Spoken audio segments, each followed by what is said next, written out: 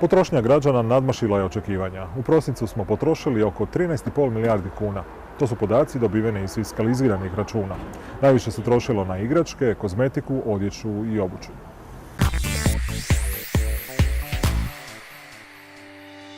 Prema podacima Hrvatske gospodarske komore, na blagdanske darove potrošili smo najčešće između 100 i 500 kuna, a najviše smo darivali članove obitelji ili one koje volimo. Najčešći poklon bili su igračke, društvene igre, pazle i slagalice, a uz to se najviše kupovala kozmetika, zatim obuća i odjeća te prehrambeni proizvodi.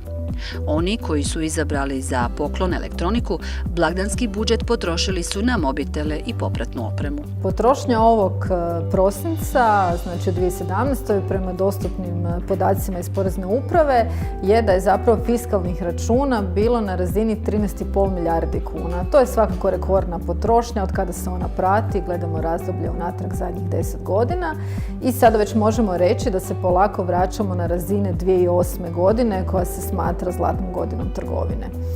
Hrvatska gospodarska komora je procijenila da će ta potrošnja biti negdje oko 12,5 milijardi.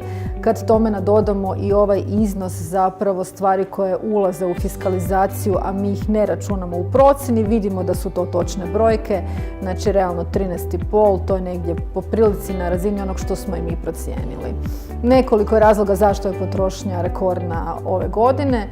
To je zato što su rasle neto plaće do 5% u prošloj godini, zato što smo imali rekordnu turističku sezonu, zato što zapravo i BDP raste na razini 4 do 5% i sve skupa možemo reći da vidimo jedan veliki oporavak gospodarstva. Promet u trgovini već 37 mjeseci u nizu raste, što je nezabilježeno od kad statistika prati te podatke. U Europi i u svijetu je trend sličan i raste potrošnja, ali raste i standard, što se može primijetiti po rastu prosječnih plaća.